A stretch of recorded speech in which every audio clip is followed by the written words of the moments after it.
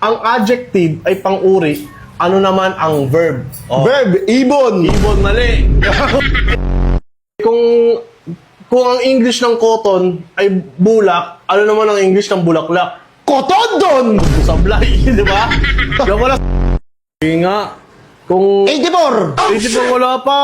Kasi sa tatanong mo, 81 plus 3. Suma ko- 84. Wala pa akong tanong eh. Wala pa ba? Oo, suma. Ano? Ano sabi ng papa mo? Black sheep ako? Sir, wait Sabi lang. niya, wala akong mararating. Puro lang ako bisyo. Kuya mo, nakulong eh. Uy, grabe ka.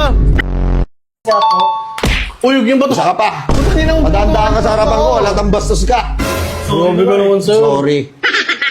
Walang kwenta rin eh. Wala akong kwentang tao, wala akong mapapala. Hindi ko alam yun, sir. Ano na ngayon? Ito, nakapagtapos. Suman cum laude, ang dami pang medal, oh. Yung ibang award ko, hindi ko na kinuha kasi nabibigatan ako eh. Sabi ko sa iba naman, parang ako lang yung estudyante dito, pre ah. Ay, grabe naman, yabang yun, sir. Ngayon, alam mo na, lolo. Hindi ako naglululo. Hindi naglololo. Hindi na. Pag ano, gabi katabi kita, ang lakas, nag-ano ka.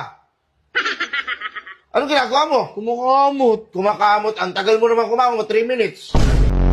Okay naman. Tapos yung mga damit doon, antitigas. Sipon ko yun. Sipon! Uwe! Sipon! May matitigas ba na sipon? Sinupunas mo pa Sinisipon doon ako sa eh. ano mo? Ang baboy nyo ha. Anong huling sinabi ni Jose Rizal nung siya?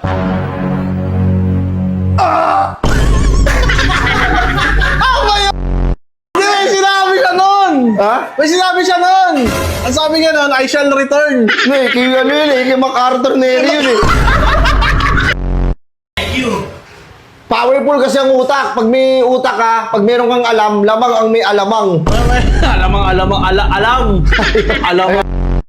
Alam mo, anong grade mo na? Papasok ako Grade 1. Nung grade 1 ako, baon ko, sesto lang, tapos 5 piso. Dati yun, dahil wala kayong bitaw.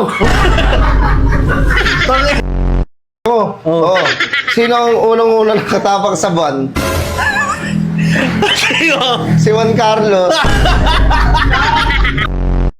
7. Ito lang. Jupiter, Ah. Mars. Hindi pa magkakasunod ah. Jupiter agad yun. Yung nasa akin ng teacher ko, ikaw na lang dito magturo. Sasabihin ko sa kanya, ayoko! Ikaw na lang.